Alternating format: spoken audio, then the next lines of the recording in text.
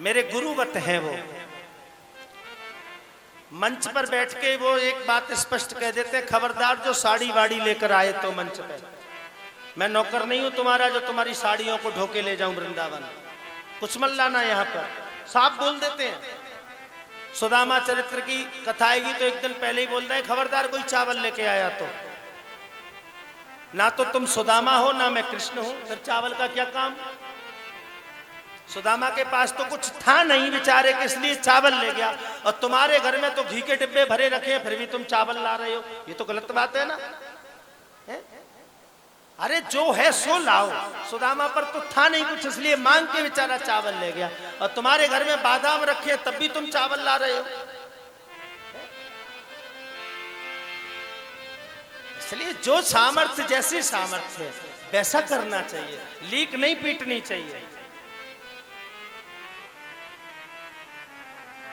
हमने इतनी कथाएं की महाराज, 16 वर्ष की अवस्था से कथा कर रहा हूं मैं, और आज मेरी उम्र 38 वर्ष हो गई, 2 कम 40, वृंदावन में रहते रहते, लेकिन अभी तक मेरा घर भी पूरा नहीं बन पाया है, आपको और क्या कहूं मैं। और जो लोग गए उन्होंने देखा है मेरा घर, क्यों माया बहन, देखा है ना, क्योंकि मैंने ठाकुर से कह रखा है, ठाकुर मुझे धन नहीं चाहिए तुमसे, मुझे तेरी कृपा चाहिए, तू चाहिए, दे सके तो अपनी पहले कृपा दे, बाद में धन दे। ऐसा मत करना कि पहले धन दे दे, मैं धन पाके बोर आ जाऊंगा, तू मेरे हाथ से छूट जाए, ऐसा नहीं, हमें तुम चाहिए। और ऐसा ही होता है, अगर मैं कहीं कथा करने जाऊं मुझे दक्षिणा मिले तो मुझे ठीक है, मिल गई अच्छी बात है, अगर ना मिले तो मुझे बहुत खुशी होती है, क्योंकि मैंने अपना कर्म कर दिया। अब ठाकुर जी की फल देने की बारी है, उन्हें लगता है कि मेरा फल उन्हीं के पास सुरक्षित है, जब उन्हें लगेगा जरूरत है मुझे तो वो अपने आप दे देंगे, अगर तत्काल दे देंगे तो थोड़ा देंगे, अगर अपने पास रखेंगे तो लगता है ब्याज लगा लगा के और बढ़ा के भी दे सकते हैं। इसलिए ठाकुर जी हम कर्म करते जाए, तुम फल अपने पास ही संचित रखो, जब जरूरत हो तब दे देना, अभी जरूरत नहीं है। अभी तो हम अपने पैरों पे चल सकते हैं, अपने मुंह से बोल सकते हैं, करके खा सकते हैं, और तुम्हारी कृपा से सब बढ़िया हो रहा है। सब भक्तों के बीच में बैठ के आपकी कथा कह रहे हैं, और क्या चाहिए, कहो प्रेम से। भगवान ने बामन का अवतार लिया, बामन अंगुल का, बलि के यहाँ गए और जाकर के बलि से 3 पग में, आप सबने कथा सुनी है, 3 पग धरती मांगी पर 2 पग में ही सब कुछ नाप लिया, एक पग पाताल में और दूसरा सत्यलोक में, आकाश में। और परमात्मा के, भगवान के पैर के नाखून से आकाश मंडल में छिद्र हो गया, आकाश गंगा में छिद्र हो गया, उसमें से जो जल निकला वो ब्रह्मा ने अपने कमंडल में ले लिया। ब्रह्मा के कमंडल से वही जल शंकर की जटाओं में आया, और शंकर की जटाओं से वही जल आज कलकल करती गंगा के रूप में हमारे देश में बह रहा है। बोलिए गंगा महारानी की। पतित पावनी गंगा के रूप में भगवान के चरण का जल आज भी हमारे पास स्टोर है। देखो, तुम अंग्रेजों के यहाँ जाओ चर्च में, तो वहां पर जमजम मिलेगा, वो मिलेगा आपको हॉली वाटर। हॉली वाटर एक गड्ढा सा बना लेते हैं मार्बल का, उसमें पानी भर देते हैं, बियर डाल देते हैं ऊपर से, जिससे वो सड़े नहीं, और उसको कहते हैं हॉली वाटर, यानी कि कृपा जल, भगवान का कृपा जल, बनावटी, आर्टिफिशियल, नकली। आप अगर मक्का मदीना जाओगे तो वहां एक कुआं है जिसमें जमजम बोलते हैं, जमजम का पानी, यानी वही हॉली वाटर। पानी सबके पास है, हर धर्म के पास एक पवित्र पानी है, लेकिन बनावटी पानी है सबके पास, असली वाला हमारे पास है, सब हमारी नकल कर रहे हैं। वहां जाओ तो वहां भी एक जमजम का कुआं है, उसके पानी को बड़ा पवित्र मानते हैं, भर के लाते हैं, अपने ऊपर छिड़कते हैं। लेकिन हमारे पास न कुआं है, ना स्विमिंग पूल है, हमारे पास तो पूरी की पूरी गंगा है महाराज, जो उत्तर से निकली है और पूरब तक गई है और कभी खराब नहीं होती। कभी भी जाओ नहाओ और भर के लाओ, शंकर भगवान को नहाओ, भोले बाबा का भी आशीर्वाद पाओ। है भगवान के चरणों का जल आज भी हमारे पास है। कोई इतना नहीं है कि कोई गड्ढे में भरा हो, कोई कुएं में भरा हो, गंगा है पूरी की पूरी है। कितने भाग्यशाली हम, भगवान ने हमें जो भी दिया है महाराज भर भर के दिया है। ये भारत भूमि भगवान को इतनी प्रिय क्यों है? सब मौसम है इसमें। अमेरिका जाओ तो 12 महीने ठिठुरते ही रहोगे ठंड के मारे, अफ्रीका चले जाओ तो 12 महीने जलते रहोगे गर्मी के मारे। लेकिन भारत में कभी ठंड पड़ती है, कभी गर्मी पड़ती है, कभी बरसात आ जाती है, हर प्रकार का भोजन मिलता है यहाँ खाने को। और देखो हर त्योहार की अलग रेसिपी है। होली पर जो बनता है वो दिवाली पे नहीं बनता, और दीपावली पर जो बनेगा वो होली पे नहीं बनेगा, और जो होली दीपावली पे बनेगा वो सनूनों पे नहीं बनेगा, रक्षाबंधन पे नहीं बनेगा। रक्षाबंधन पे अलग बनता है, बासोड़े में अलग बनेगा। कितने प्रकार के व्यंजन हैं हमारे पास खाने के लिए, कितने फल हैं हमारे पास खाने के लिए, कितने भगवान हैं हमारे पास पूजने के लिए। हमारे जैसा महान कोई नहीं। अपनी महानता को समझो, अपने आप को पहचानो। हम सदैव खुश रहने वाले हैं। हम ईश्वर अंश जीव अविनाशी हैं। हम चेतन अमल सहज सुख राशि हैं। हम आनंद की राशि हैं। दुख से हमारा कोई लेना देना नहीं है। अपने ज्ञान को प्रस्फुटित करो, भगवान की शरण पकड़ लो, लाड़ लड़ाओ उनसे, श्रृंगार करो उनका। अलंकार प्रियो विष्णु जलधारस्य शंकर। भगवान सब एक जल के लोटे में प्रसन्न हो जाते हैं। भगवान विष्णु श्रृंगार करने से प्रसन्न होते हैं। नमस्कार प्रियो भानु, सूर्य को नमस्कार प्रिय, सूर्य को आप नमस्कार कर लो, उसमें ही प्रसन्न है। और ब्राह्मण मधुर प्रिय, ब्राह्मण को मीठा प्रिय है। मीठा खाना और मीठा बोलना। घर पे पंडित जी आए तो बोल दो आइए पंडित जी, राधे राधे पंडित जी, आओ बैठो पंडित जी, बस इतने में ही पंडित जी खुश। और खावे के ने कछु मीठो दे दो तब तो परम खुश। पर कहा करें आजकल पंडितन ने शुगर हैवे लग गई महाराज।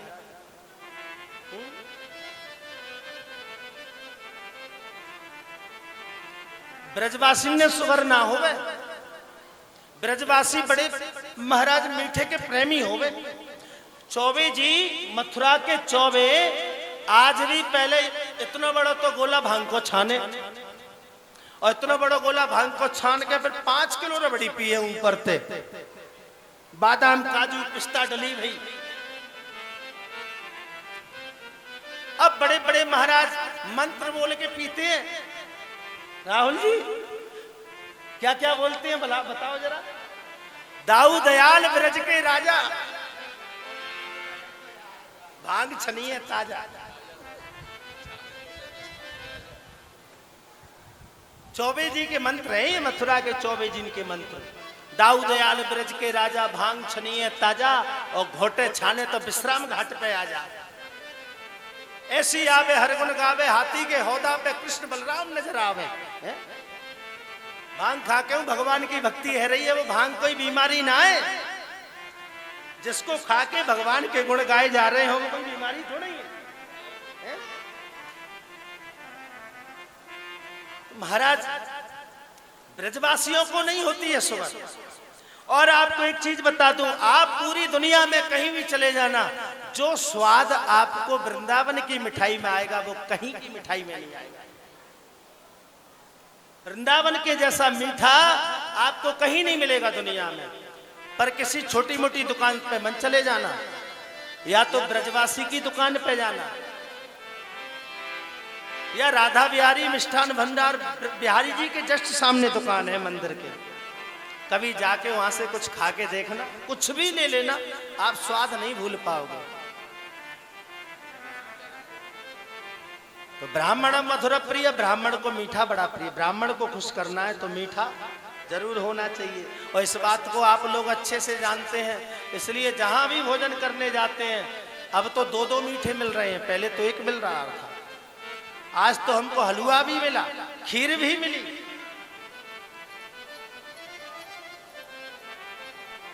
पर करें कावजदारी के इन पे खवे ही ना, तो हम क्या करें।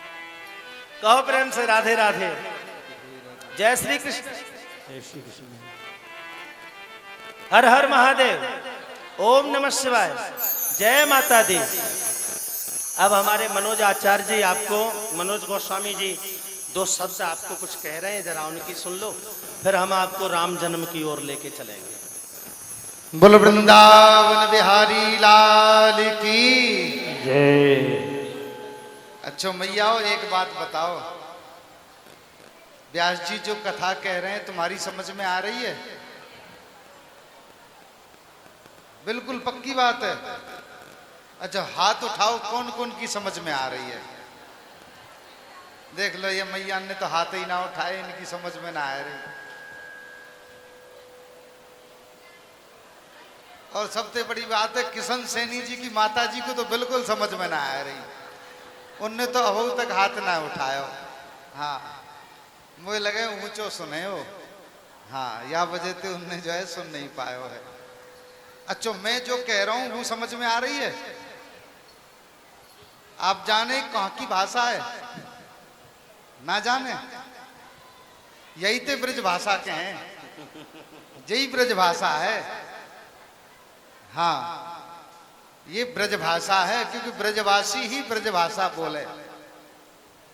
अब आप हरियाणा के हो तो हरियाणवी भाषा बोलो, हैं? अब हम बोल तो ना पावे, पर सुन जरूर लें, समझ लें थोड़ी थोड़ी सी, हैं? अब आपको जब सब समझ में आवे तो फिर जो कही जाए वो करो क्यों ना हो तुम? क्यों जी? जो कही जाए वाय करो क्यों ना हो? घरवाले ने मना कर दई का नहीं करी? अरे मनाऊ कर दई हो तो इतना तो तुम पे जो है ना छुपायो भयो धन होगो, जाते कोर चाके हैं, है ना? हाँ, मोदी जी ने 2016 में नोटबंदी करी ना, तो बहुत लंबो लंबो कोर्चा निकलो सब पे। हाँ, तो देखो ये बात ठीक है। व्यास जी महाराज एक लेस मात्र भी लोभी नहीं है, परंतु आपको इस बात को भी समझना होगा कि जब तक आप सहयोग नहीं करोगे तब तक यह कथा सुलभता से संपन्न नहीं हो पाएगी, क्योंकि कथा में खर्चे बहुत होते हैं। मैंने पूछा था वहां पर्चे वालों से, भैया कितने नाम लिखे? बोले अभी 2 तो ही नहीं लिखे हैं। कोई बात ना है, आज फिर शिकायत करेंगे सबसे। तो ये आपसे शिकायत करवे को खड़ो भयो मैं। हाँ, और कुछ कहवे को ना खड़ो भयो, मैं आपसे शिकायत कर रहा हूं। हाँ, और मेरे हिसाब से कल की कथा में कम से कम 100 नाम है जाने चाहिए। जो देनो है ना वो 2 दिन बाद दोगे, वह आज ही दे दो, रखियो रखियो बढ़ेगो नहीं। दे दोगे तो भगवान की डायरी में चढ़ जाएगो और यहाँ बढ़ जाएगो। हाँ, क्योंकि देखो ऐसा रहे ना कि जो व्यक्ति के पास में जो हो ना वो दे, परंतु बहुत से कंजूस रहें, बहुत से कंजूस रहें। व्यास जी महाराज कल कंजूसन की कथा सुनाएंगे, वहां में सुन लीजो कैसे कैसे कंजूस रहें। वैसे मोह पता है आप सब कोई कंजूस नहीं है, सब दिलदार हैं और खूब देने वाले हैं। इसलिए मेरी यही प्रार्थना है, मैं यही मारे बीच में खड़े भयो, मैंने महाराज जी से कही, मैं कि महाराज जी बात बहुत बढ़िया बढ़िया चल रही है, या टाइम पे मैं कुछ कह दूं जाते मैया की समझ में आ जाए, क्योंकि आप सबको तभी समझ में आवे जब आपको ध्यान मेरी तरफ रहे। तो ये गिरिराज पर्वत है कथा, ये गिरिराज पर्वत है, और ये पर्वत तभी संभल पावेगो जब सबकी लाठी लगेंगी। अब आप अपने अपने धन की लाठी लगाओ जाते यह गिरिराज पर्वत सुरक्षित संभल पावे। व्यास जी ने तो अपनी उंगलियां लगा रखी है, बाकी तो सब लठिया आप सबन को लगानी है। इसलिए मेरी प्रार्थना है मैयाओ, और मोए वैसे ऐसो लग रहे हो है, हमारे रमेश जी तो कह रहे कि कल ते ज्यादा मैया आई हैं, परंतु मोए ऐसो लग रहा हो कल ते कम है गई हैं,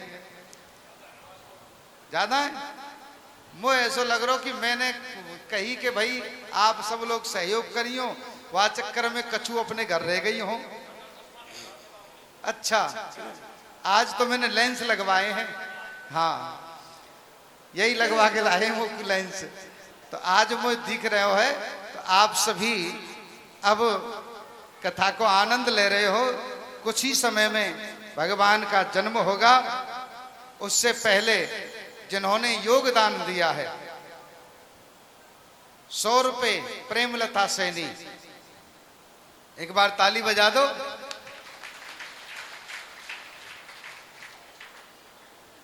देखो रुपया के हिसाब से ताली बजनी चाहिए तुम्हारी, यह बात ध्यान रखियो। हाँ, क्यों दैवे बारो जितनो जोर लगावे उतनी जोर ते ताली बजावे तो आनंद आवे। हाँ, और 100 रुपया पुरुषोत्तम सैनी जी, हाँ 200 रुपया गुप्त दान। ये तो रुपया बढ़े ताली कम है गई, कैसे का चक्कर है? 501 रुपया गुप्त दान। और मेरी प्रार्थना है 50 रुपया मत लिखवाए करो। हाँ, ऐसी रकम हमें बोलवे में थोड़ा सा अटपटो सा लगे, यहाँ तो वैसे ही चढ़ा दे करो तुम थारी में।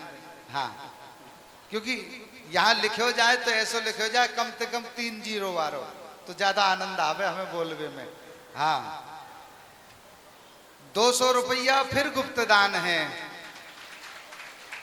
और 200 रुपए गुप्त दान है, और 1111 रुपए कड़ियावाला मंदिर सत्संग कमेटी नारनौल, और 50 रुपए गुप्त दान है। ये कुछ लोगों का सहयोग आया है। और मैं आपको बता दूं, आज भगवान का जन्मोत्सव आप सब मनाने के लिए नाना भांति के गिफ्ट लेकर के आए हैं। टॉफी, बिस्कुट, चॉकलेट इत्यादि आप सब लाए हैं, खिलौने लाए हैं, वस्त्र लाए हैं। खुशी है आप सबको, तो उस खुशी का आनंद लेंगे। पर कल की कथा जो है ना, वो गिरिराज पूजन की कथा है। क्या है? गिरिराज पूजन की, अन्नकूट की कथा है। अन्नकूट कहते कहें, बोले अन्न को एक पहाड़ बन जाए और वही अन्न पूजे और वही अन्न को प्रसाद पावे, वाते कहें अन्नकूट को प्रसाद है। तो कल अन्नकूट को प्रसाद लेके आनो, तुम सब ने बनाए कि तुम सब जजमान हो हमारे। एक की कथा तो है ना जी।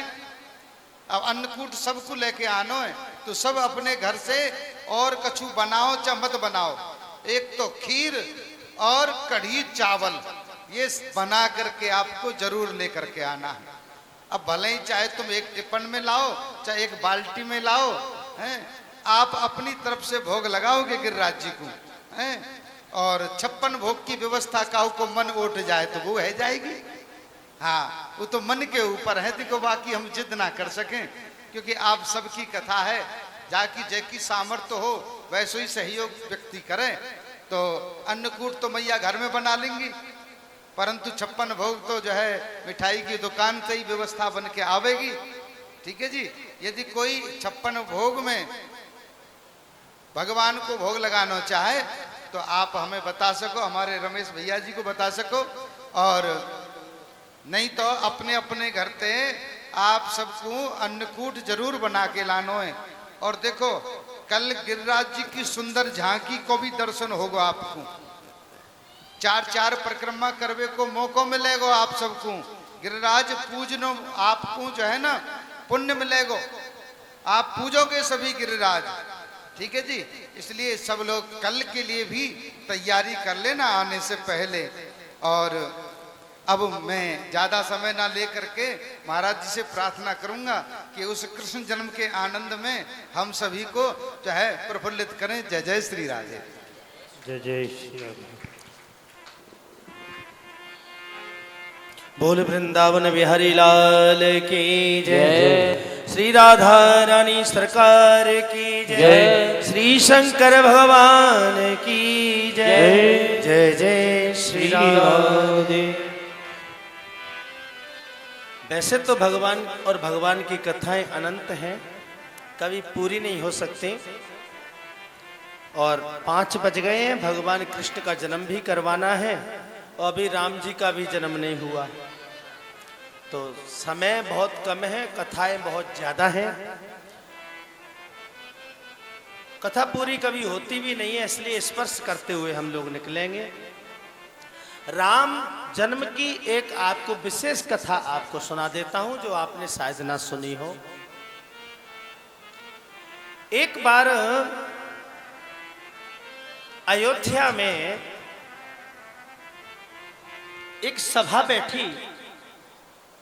जब राम जी सिंहासन पर बैठे और बहुत सारी प्रजा उनके सामने बैठी, सारी प्रजा ने एक प्रस्ताव पारित किया कि क्यों ना अब हम सूर्य वंश और रघुवंश के वो बदल कर राम वंश कर दें, क्योंकि जब भगवान ही इस वंश में आ गए तो हम इस वंश का नाम भगवान के नाम से कर दें। जब ये प्रस्ताव पारित हुआ तो सभी सभासद ने एक स्वर में इस प्रस्ताव को सहमति दे दी, बोले बिल्कुल सही बात है, अब रघुवंश को राम वंश कहना शुरू कर देना चाहिए। उसी सभा में एक तपोधन नाम के ब्राह्मण बैठे थे। उन्होंने ना तो इस प्रस्ताव की स्वीकृति दी और ना ही विरोध किया,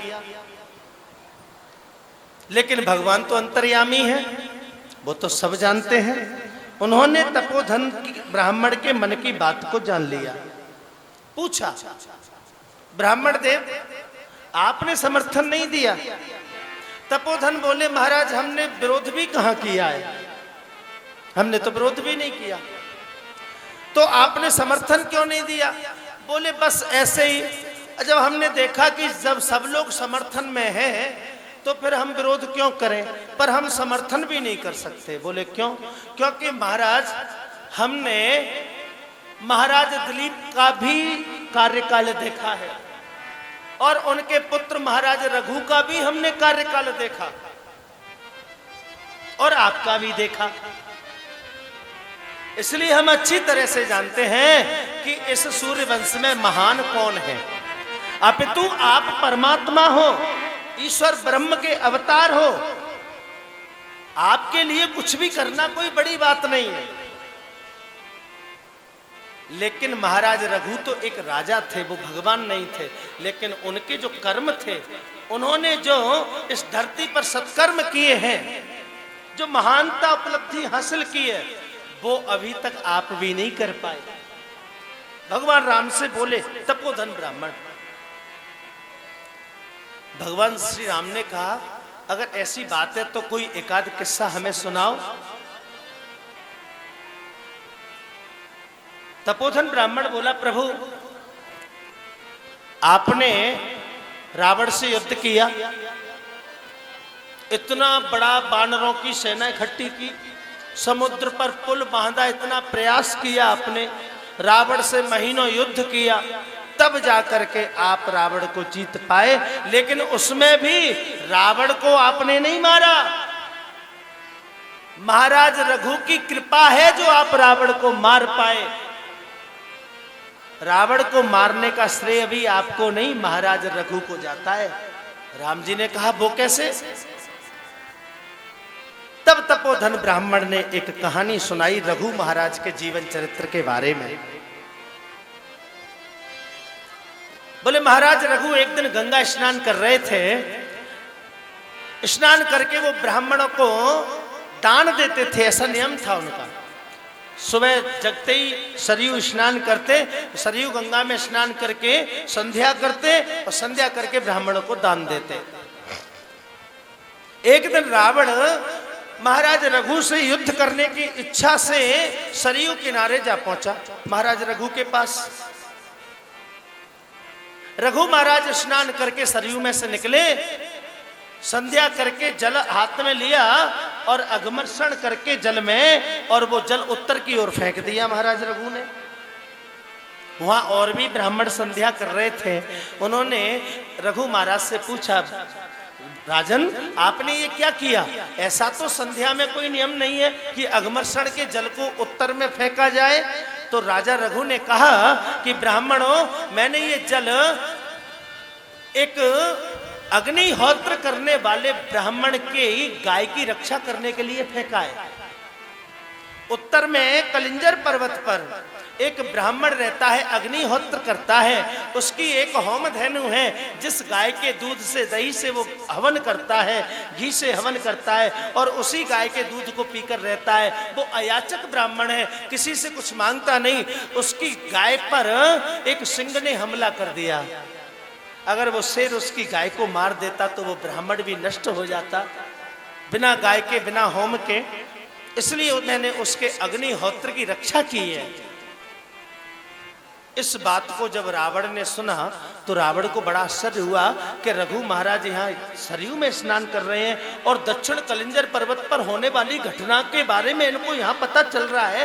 राजा हो तो ऐसा ही हो जो अपने संपूर्ण प्रजा की पुत्रवत रक्षा करे, सबका ख्याल रखे, कहीं भी अगर अन्याय हो रहा है तो तुरंत रक्षा करे। ऐसा सामर्थ्यवान राजा एक रघु ही हुआ है, जो कहीं भी रहते थे लेकिन हमेशा चित्त में प्रजा को रखते थे। रावण गया, जाकर के देखा तो क्या देख रहा है कि कलिंजर पर्वत पर वो अग्निहोत्र करने वाला ब्राह्मण रो रो करके महाराज रघु को दुआएं दे रहा है, आशीर्वाद दे रहा है। धन्य है राजन, तुम अनंत काल तक धरती पर शासन करो। तुमने आज मेरी गाय की रक्षा करके मेरे अग्निहोत्र की रक्षा की है। ऐसा राजा तो सदैव धरती पर राजा बना रहे। रावण को बड़ा आश्चर्य हुआ। रावण ने सोचा कि अब ऐसे रघु को तो जीतना मुश्किल है, जिसने अग्निहोत्र, जिसने अघमर्षण के जल से और मात्र फेंकने मात्र से और इतनी दूर सिंह को मार के गाय को बचा ली, उससे लड़के जीतना मुश्किल है। रावण ने सोचा कि रघु की पत्नी बड़ी पतिव्रता है, उस पत्नी के पतिव्रत धर्म के बल के कारण ही रघु इतने बड़े महान राजा बन गए हैं।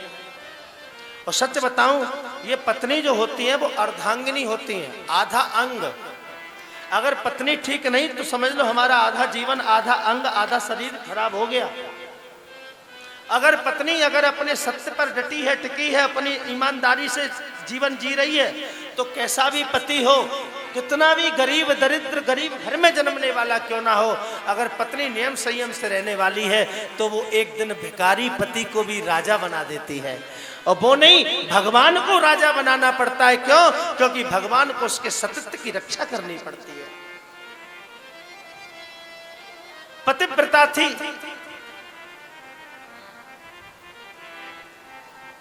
अपने पति को सावित्री, अपने पति को यमराज की पांस से छुड़ा करके ले आई। पतिव्रता थी, सुशीला, कितनी भी गरीबी रही सुदामा के ऊपर, लेकिन साथ नहीं छोड़ा। सुदामा को भी राजा बनने से कोई रोक नहीं पाया। राजा ने सोचा, रावण ने सोचा कि इस राजा रघु की पत्नी बड़ी पतिव्रता है, इसका पतिव्रत भंग करूं।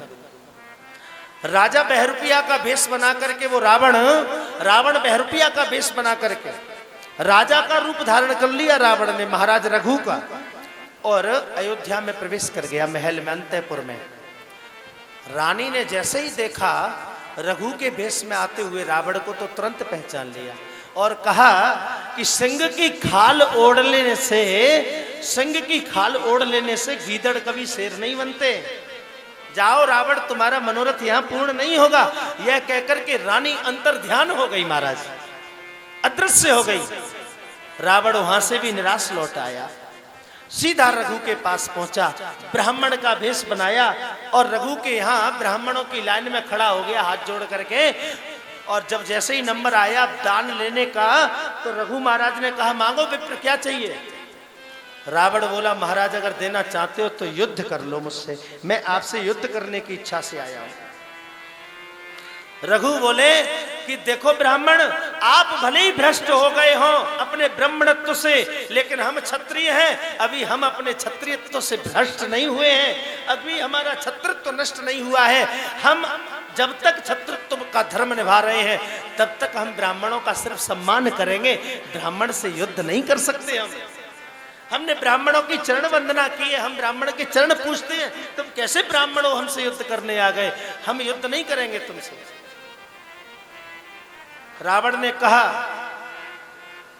अगर आप मुझसे युद्ध नहीं करेंगे तो मैं आपसे जबरदस्ती युद्ध करूंगा, तो मैं युद्ध के लिए ललकारूंगा। महाराज रघु बोले अच्छा ऐसी बात है, चल तो तुझे एक डेमो देता हूं मैं, चल तुझे मैं बताऊं, तू युद्ध बाद में करना, पहले थोड़ा सा तुझे मैं तेरे बारे में बता देता हूं। रावण को लेके महाराज रघु सरयू के किनारे पर आए और रेत का एक चबूतरा सा बनाया, रेत का, और अपनी तर्जनी उंगली से उस रेत के चबूतरे पर लंका का नक्शा बना दिया महाराज रघु ने। और रावण से कहा देख यही है ना तेरी लंका? बोले हाँ ऐसी है। यहाँ तू रहता है, ये तेरा सोने वाला कमरा है? बोले हाँ। ये तेरा शस्त्रगार है, यहाँ सेना रहती है? बोले हाँ। ये तेरी घुड़सार है, यहाँ घोड़े हाथी रहते? बोले हाँ। बोले ये त्रिकूट पर्वत है, यहाँ ये है, यहाँ वो है, ये दातदा, वो सब भगवान। वहीं पर महाराज रघु ने रावण को सारा नक्शा बना के दिखा दिया। बोले ऐसी है ना लंका की? हाँ। फिर महाराज रघु ने हाथ लेकर के उस नक्शे में से एक कोने पर हाथ फेर दिया, वो एक कोना मिटा दिया महाराज रघु ने, और रावण से कहा जाके आओ, देख के आओ लंका में। जब रावण पहुंचा लंका में, जाके देखा तो जहां नक्शे में उस सरयू के रेत में जो लंका के नक्शे में जिस जगह पर हाथ फिराया था ना, उतनी उतनी जगह लंका में जय सिया राम हो गई, सब साफ मिट्टी में मिल गया सब कुछ। रावण तो महाराज कांप गया, बोले भला हो उसका जो उसने पूरे नक्शे पे हाथ नहीं फेरा। अगर पूरे नक्शे पर वो क्षत्रिय राजा हाथ फेर देता तो आज मेरी लंका तो ढूंढे से नहीं मिलती, कहां गई।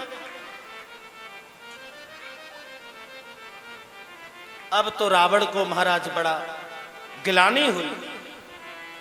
अब लौट के भी रघु के पास नहीं पहुंचा। महाराज रघु जब पहुंचे अयोध्या में शाम को घर, तो रानी को रोते देखा। पूछा क्यों रो रही हो तुम? तो रानी ने कहा कि एक दुष्ट आपका भेष बना करके आया था मेरा पतिव्रत भंग करने पर, मैंने उसे पहचान लिया और मैं अंतर ध्यान हो गई। राजा ने ध्यान धर के देखा रघु ने, तो सब जान गए कि रावण की हरकत है। महाराज रघु ने तुरंत अपने आसन में से कुशा खींची, आसन में से कुशा, और उस कुशा पर अभिमंत्रित करके कुशा को अपने सत्य से, अपने तेज से, अपनी तपस्या से, अपनी ईमानदारी से, अपने चरित्र से उसको अभिमंत्रित करके उसको कुशा से कह दिया जाओ रावण को मार के आओ। और वो कुशा ही दिव्य ब्रह्मास्त्र का रूप ले लिया उसने, और जाकर के लंका को जलाना प्रारंभ कर दिया। रावण डर के मारे मंदोदरी के पीछे छुप गया।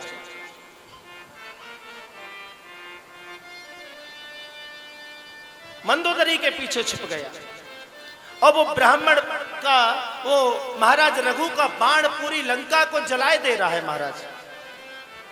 इतने में ब्रह्मा जी उतर के आए रघु के पास और आकर के कहा रघु से, रघु महाराज आप अपना बाण वापस ले लीजिए। रघु ने कहा क्यों महाराज? बोले अगर आपने आज रावण को मार दिया तो हमने जो विधान बनाया है वो तो धरा का धरा रह जाएगा। हमारा विधान तो ये है कि आगे चल के तुम्हारे वंश में भगवान का अवतार होना है, और उस भगवान के द्वारा इस रावण का उद्धार होना है, और तुम इसे आज ही मार दोगे तो ना भगवान का उद्धार होगा और ना तुम्हारे वंश में फिर महानता आएगी। इसलिए आप ऐसा करो, आज मत मारो, हम वचन दे रहे हैं इसी बाण से रावण मरेगा, लेकिन आज नहीं, आज इसको छोड़ दो।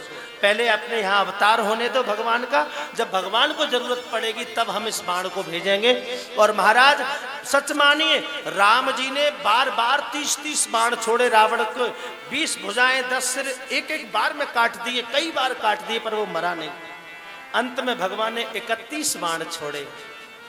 खेच सरासन श्रवण लग छाणे सर 31, और रघुनायक सायक चले मानव काल फणीस। तो यहां लिख करके आया है, पूरे रामचरितमानस में सिर्फ एक जगह ये शब्द आया है, रघुनायक, रघुवीर, रघुनाथ, कई जगह आया, लेकिन रघुनायक शब्द एक ही बार आया है जब वो बाण चलाए। नायक कहते हैं हीरो को, नायक कहते हैं हीरो को, मेन आदमी को, नायक मुख्य व्यक्ति को नायक कहते हैं। तो रघुनायक सायक चले, सायक माने बाण, वो बाण किसके चले? महाराज रघु के बाण चले। चले तो राम के धनुष से है, लेकिन वो बाण रघु के थे। वही बाण था जो रावण के मारने के लिए रघु ने बनाया। वही बाण आकर के 31वां बाण धनुष की प्रत्यंचा पर स्थापित हुआ है। वही बाण राम के हाथों से गया और रावण का उद्धार किया है। महाराज आपने रावण को नहीं मारा। तपोधन ब्राह्मण बोले राम से, वो रावण जो मरा वो रघु महाराज के बाण से मरा। ऐसे थे महाराज रघु, उनकी सत्यता के ही कारण आपने उनके वंश में जन्म लिया, क्योंकि ऐसे पवित्र कर्मनिष्ठ ब्राह्मण आपके जन्म में, कर्मनिष्ठ राजा आपके कुल में जन्म लिए। उन्होंने जीवन भर अपने धर्म की पालना की, इसलिए आप प्रसन्न होके आए हो इनके वंश में। इसलिए महानता आपकी नहीं प्रभु, आप तो सदैव महान हो, आप तो भगवान हो, आपको क्या महानता देना। महान तो वो है जो इंसान होके आपके जैसे सदाचार का पालन कर गए।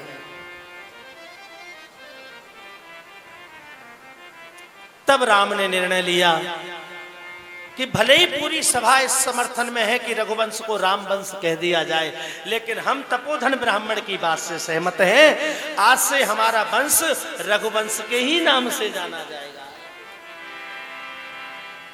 ऐसे राजा हुए हैं, और ऐसे एक राजा नहीं महाराज, ऐसे ही एक राजा चंद्रवंश में हुए हैं जिनका नाम है ययाति। क्षत्रिय थे, विवाह हुआ ब्राह्मण की बेटी से, और ब्राह्मण की बेटी को घर में लाए तो ब्राह्मण की बेटी से ऐसा सदाचार सीखा इन्होंने। त्रिकाल संध्या करना, ब्राह्मणों को दान देना, नित्य यज्ञ करना, जितने भी नियम वेद शास्त्र में शास्त्रीय विधि के बताए गए हैं उन सारे नियमों का पालन करते थे ये राजा ययाति। बड़े महान राजा थे। राम और कृष्ण के बाद एक ययाति राजा चंद्रवंश में ऐसे हुए हैं जो अपनी प्रजा को साथ में ले गए थे स्वर्ग। अरे व्यक्ति अकेला स्वर्ग पहुंच जाए तो बहुत समझो, लेकिन ययाति महाराज तो अपनी प्रजा को भी स्वर्ग में ले गए थे। उन ययाति महाराज के वंश में आगे चल के यदु हुए हैं। यदु के वंश में अनेक राजा हुए हैं, जिनमें यदु के 4 पुत्र हैं, सहस्त्रजित, क्रोष्टा, नल, रिपु और शत्रुजित। अनेक राजा इनके हुए हैं। इन्हीं के वंश में आगे चल के एक आहूक नाम के राजा हुए, जिनके 2 बेटे थे, देवक और उग्रसेन। देवक के यहाँ 7 कन्याएं थीं और उग्रसेन के यहाँ एक बेटा हुआ जिसका नाम था कंस।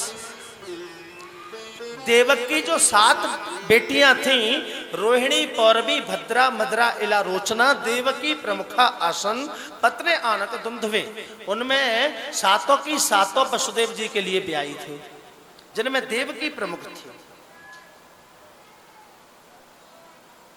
आइए भगवान कृष्ण का जन्म करने से पहले हम एक भजन राम जी का गा लेते हैं, उसके बाद में हम कृष्ण जन्म करेंगे और फिर आरती करेंगे। हो नगरी हो अयोध्यासी,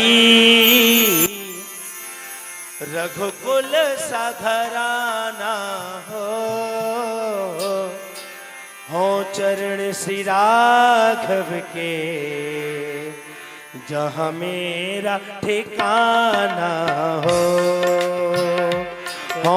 चरण श्री राघव के, जहाँ मेरा ठिकाना हो। नगरी हो अयोध्यासी,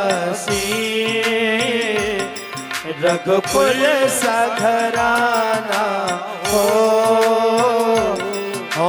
चरण श्री राघव के, जहाँ मेरा ठिकाना चरण हो राघव के, जहाँ मेरा ठिकाना हो।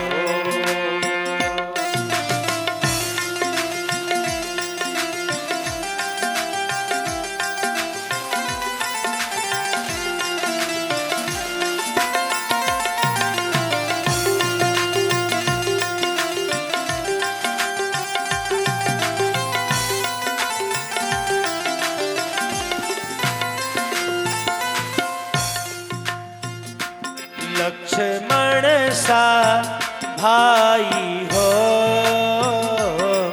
कौशल्या सी माई हो। लक्ष्मण सा भाई हो, कौशल्या सी माई हो। और स्वामी तुम्हारे जैसा मेरा रघुराई हो। और स्वामी तुम्हें जैसा मेरा रघुराई हो त्याग भरत जैसा सीता सी नारी हो त्याग भरत जैसा सीता सी नारी हो। और लव कुश के जैसी संतान हमारी हो। और लव कुश के जैसे संतान हमारी हो।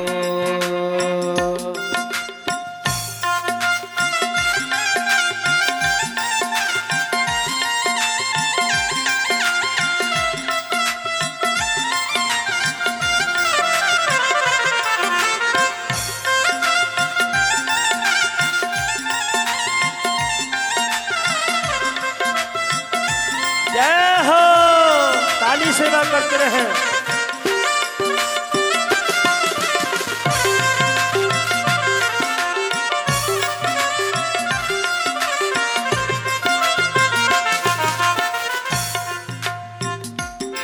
श्रद्धा हो श्रवण जैसी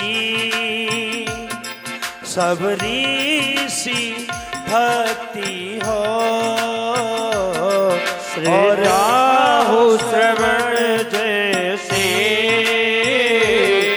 सबरी से भक्ति हो। और हनुमत के जैसी निष्ठा और शक्ति हो। और हनुमत के जैसी निष्ठा और शक्ति हो। मेरी जीवन नैया के प्रभु आपकी मैया हो। मेरी जीवन नैया के प्रभु आप भैया हो। और राम कृपा की सदा मेरे सिर पर छैया हो। और राम कृपा की सदा मेरे सिर पर छैया हो। नगरी हो अयोध्या सी रघुकुल सा घराना हो। चरण श्री राघव के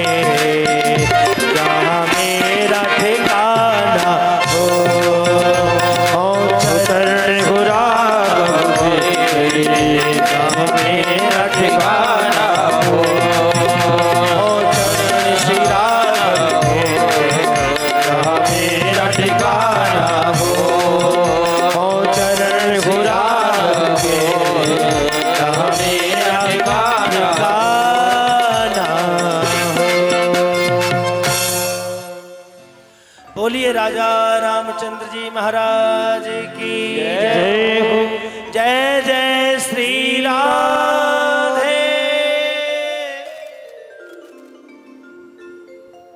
इस प्रकार भगवान राम का धरती पर आगमन हुआ। हम सबको मर्यादा में बांधने के लिए, हम सबको मानवता सिखाने के लिए ही भगवान ने अवतार लिया। आज हर कोई चाहता है कि हमारा पति हो तो राम के जैसा हो, जो दूसरी स्त्री को नजर उठा के ना देखे। हर पुरुष चाहता है हमारी पत्नी हो तो सीता जैसी हो, जो सोने की लंका को भी ठोकर मार के आ जाए। कुछ ऐसी होती हैं महाराज कि पैसे वाला मिल गया तो गरीब को छोड़ के चली जाती हैं। ऐसी स्त्रियों को अगर रावण लेने आ जाए तो उठाने की जरूरत ही नहीं पड़ेगी। रावण को खुद से ही उचक के बैठ जाएंगी विमान में, चलो ले चलो,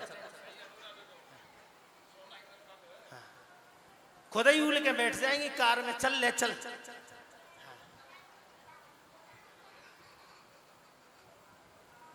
पर नहीं, ऐसा नहीं है। मां भगवती सीता की बांधी हुई मर्यादा आज भी इन माताओं के हृदय में विराजमान है?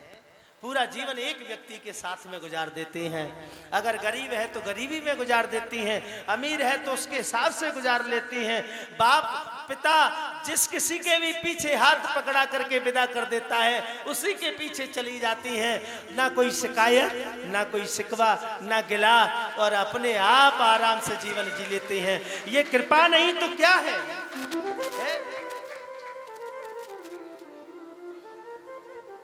हालांकि इन विचारियों का कहीं कोई कुछ नहीं है। जब बाप के घर में रहती है तो पिता कहता है पराया धन है, हम तो पालने वाले हैं। और जब ससुराल चली जाती है तो सास कहती है पराई बेटी है, घर में आई है, इसको अपने जैसा प्यार दो। वो बेचारी सोचती है मैं हूं किसकी? ना तो पिता ने अपना माना, ना माँ ने अपना माना, ना पति ने अपना माना। ये कह रहे हैं वहां की है, वो कह रहे हैं वहां की है। बेचारी का कहीं अपना घर नहीं है। और फिर भी अगर मायके में अगर भैया के माथे में दर्द हो जाए तो 50 देवताओं का प्रसाद बोल देंगी, अरे बाबा थारो झंडा चढ़ाऊंगी, मारे भैया को दर्द ठीक है जाए। बेचारी घर में रहती है, चित्त रहता है भैया के पास, मेरा भैया मेरी भाभी कैसे रह रहे होंगे, मेरी मैया बड़ी परेशान है। वहां का दुख भी सिर पे लेके बैठी है, अपने ससुराल का भी दुख सिर पे लेके बैठी है, सबके लिए कर रही है। अपनी शिकायत किसी से नहीं कहती, अपना दुख किसी से नहीं रोती, कोई है ही नहीं सुनने वाला। पति देव हारे थके आते हैं काम से, थोड़ा सा प्यार किया, सो गए, बस हो गया काम। ना सुख पूछा ना दुख पूछा। बूढ़ी हो जाती है तो बच्चे भी घास नहीं डालते, अपनी अपनी पत्नियों को लेके निकल जाते हैं। पूरा जीवन बेचारी का अकेले निकल जाता है, दूसरों के लिए जीते जीते हैं। किसी ने बड़ा सुंदर भजन लिखा है, बेटी का भाग्य प्रभु जी तुमने कैसा बनाया है, बेटी का भाग्य प्रभु जी तुमने कैसा बनाया है। युग युग में बेटी को लोगों ने सताया है, युग युग में बेटी को लोगों ने सताया है। बेटी का भाग्य प्रभु जी।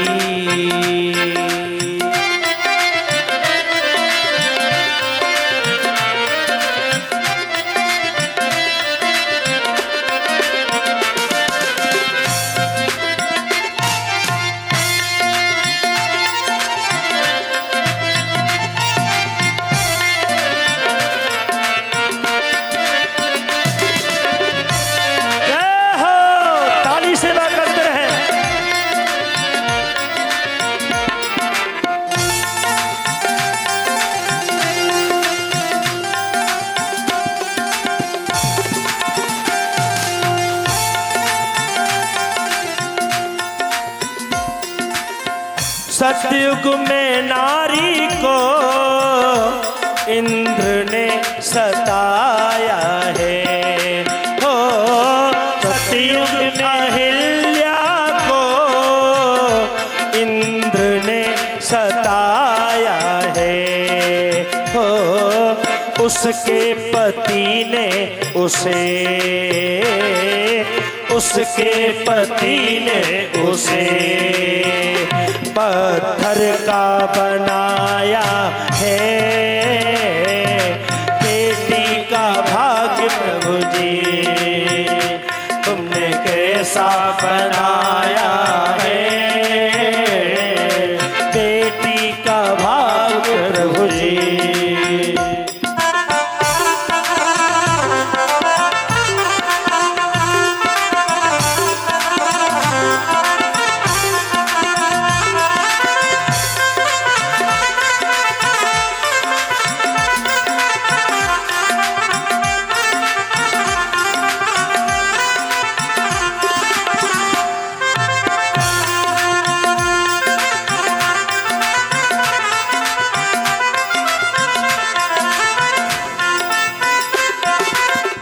त्रेता में सीता को रावण ने सताया है।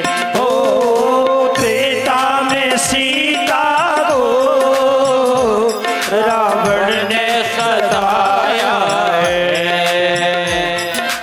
उसके पति ने उसे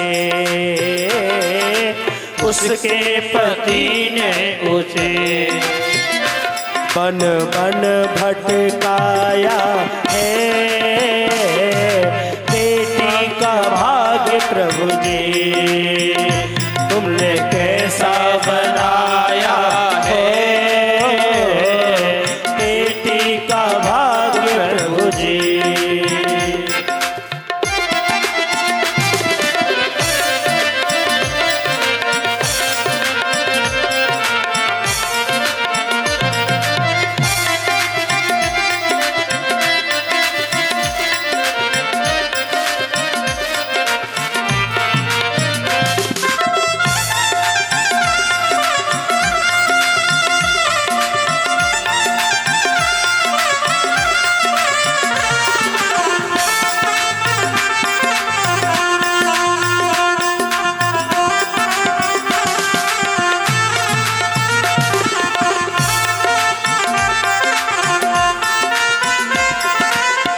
द्वापर में द्रौपदी को कौरवों ने सताया है। हो द्वापर में द्रौपदी को कौरव ने सताया है। उसके पतियों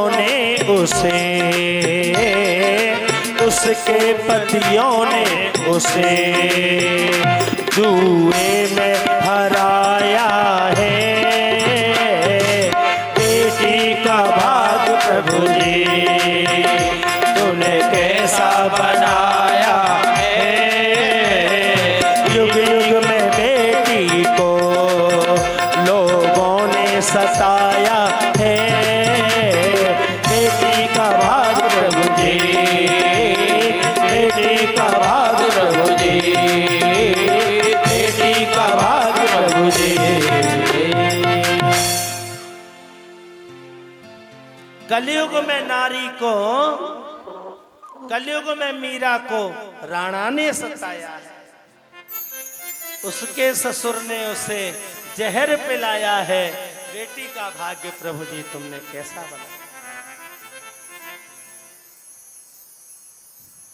ऐसी होती हैं ये बेटियां, ऐसी होती हैं ये देवियां जो घर को स्वर्ग बना देती हैं। जिस घर में बेटी ना हो, जिस घर में बहू ना हो, वो घर शमशान के जैसा होता है। स्त्रियों से घर की शोभा है, श्रृंगार है, और इनको कुछ नहीं चाहिए। सच मानिए, भिखारी के साथ भी पूरा जीवन खुशी खुशी गुजार देगी। बस थोड़ी सी चाहत होती है क्या कि मुझे इज्जत मिले, सम्मान मिले। कोई भी स्त्री भारत की सम्मान से ज्यादा कोई कुछ नहीं चाहती। हाँ, कुछ राक्षसियां पैदा हो गई हैं, उनकी बात अलग है, लेकिन अधिकांशतः आज भी मेरे देश में 99%, 100 में से 2-4 नहीं, 100 में से 99 स्त्रियां मेरे देश की पवित्र हैं, उनमें कोई दोष नहीं है।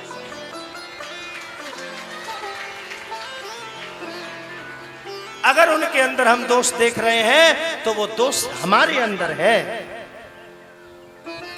अगर कोई स्त्री घर की देहली को लांघती है, घर की मर्यादा को लांघती है, तो उसमें उस स्त्री का दोष नहीं देखना चाहिए, उसमें उस घर वालों की कमजोरी देखनी चाहिए कि कोई ना कोई इसके लिए कमी रही होगी जब बेचारी मजबूरी में देहरी को लांघ के गई है। कोई स्त्री सम्मान से ज्यादा कुछ नहीं चाहती, इसलिए स्त्रियों पर लांछन लगाना, उंगली उठाना बंद करें ये महाराज लोग। हाँ, तिलक चंदन लगा के, कपड़े अच्छे अच्छे पहन के, माइक और कैमरा लगा के बकबक करने लग जाते हैं, ज्ञान पेलने लग जाते हैं। जो ज्ञान दे रहे हैं, मैं इनसे पूछना चाहता हूं, क्या तुम पवित्र हो? मनुष्य के शरीर में आके क्या तुमसे कोई अपराध नहीं बना? क्या तुमने कभी किसी पर स्त्री को नहीं छुआ? जब तुम जैसे बड़े बड़े महाराज होकर के भी पतन हो सकता है, तो संसार में काम, क्रोध, लोभ, मोह में लिप्त रहने वाले चराचर जीव जगत से अगर थोड़ा बहुत उल्टा सीधा कदम रख जाए तो क्या बुराई है? हाँ, उसको समझाना चाहिए, संभालना चाहिए, गाली नहीं देनी चाहिए। गलत का विरोध तो दुनिया करती है महाराज, क्योंकि इस देश में चित्र की पूजा नहीं होती। तुम बढ़िया बढ़िया थापक थुआ चंदन लगा के बैठ गए, बढ़िया कपड़ा ओढ़ के, कैमरा लगा के, तुम समझ रहे हम भगवान बन गए। अरे इस देशवासियों ने कभी चित्र को नहीं पूजा, इस देश में चरित्र को पूजा है। इस देश में चरित्र की पूजा होती है। राम ने चरित्र अपना बनाया जब उसकी पूजा हुई। आपके 4 लोग फॉलोवर्स क्या हो गए? आप उल जलूल ऊट पटांग जो मन आए सो बकने लग गए। अरे तुम शुक्र करो, ये माताएं तुम्हारी पांडाल में बैठ बैठ करके तुम्हें करोड़पति बनाई है। तुम्हारी पांडाल में पुरुष दिखाई नहीं देते, माताएं दिखाई देती हैं। इन माताओं की वजह से तुम आज करोड़पति बन के बैठे हो। और नहीं माताओं को गाली देते हो, शर्म करो, डूब मरो चुल्लू भर पानी में।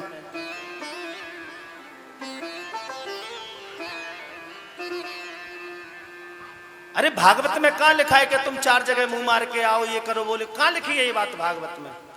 फिर क्यों कर रहे हो इन बातों को तुम व्यासपीठ से? भागवत में इतनी सुंदर सुंदर पवित्र कथाएं हैं, उनको कहो। अपमान करने से तो महाराज कोई भी बिगड़ जाएगा। तुम व्यक्ति को सम्मान देना सीखो। अगर वो अपने सम्मान को ना निभाए तो कहना, कहो प्रेम से, हर हर महादेव, हर महादेव, ओम नमः शिवाय, ओम जय माता दी। जय माता। आज 4 दिन हो गए कथा को होते होते। 4 लोगों ने दान दिया है। हमारे मनोज जी तो बड़े टेंशन में आ गए, बोले महाराज कैसे होगा ये सब? लगभग 1 लाख रुपए का खर्चा है, कहां से पूर्ति होगी? मैंने कहा अभी तो 1 तारीख हुई है आज, समझे ना भैया? महीना पूरा होते होते जेब खाली हो जाती है सबकी शहरों में, मुझे पता है। आज महीने की 1 तारीख है। अब तुम्हारे गए होंगे सबन के ड्यूटी पे, अब मनते लेके आएंगे तनख्वाह। जब तुम्हारे पास कछु चोरी वोरी कर आके आवेगो थोड़ो बहुत है, तब तुम बामे ते दान देवे आओगी है?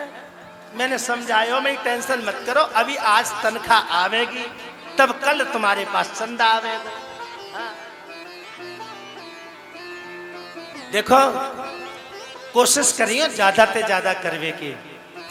और ये जो पैसा आ रहा है वो मैं नहीं ले रहा हूं, ना मेरा कोई साथी ले रहा है, ये पैसा आपके ही पास में इकट्ठा हो रहा है।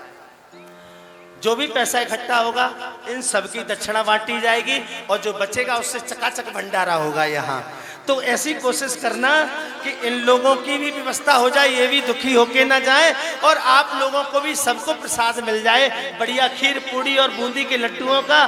तो भैया ज्यादा से ज्यादा करने की कोशिश करना, जिससे कि ये अपनी कथा है वो बढ़िया से सफल हो जाए, है ना? हाथ उठाओ, कल कौन कौन पैसा नहीं देगा? अच्छा, तुम नहीं दोगे? अच्छा हाथ उठाओ, कल कौन कौन चंदा लेके आएगो बताओ। लाइवे बारे 4 हाथ उठा रहे हैं और ना लाइवे बारे 4 हाथ उठा रहे हैं। और जो ना उठा रहे इनको कहा समझे हम। लाओगे कि नहीं लाओगे? नहीं लावे तो भैया हम 3 दिना को पेमेंट करके विदा कर दें जिनने।